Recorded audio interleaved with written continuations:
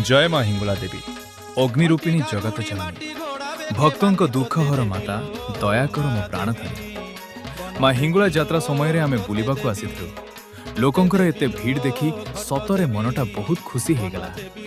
मु और मो सांग माने सेठरे भक्त माननकु उपमा और इडली बंटन करा जाउतिबा देखिलु। आमे मध्य सेठाकु जाई खाइलु।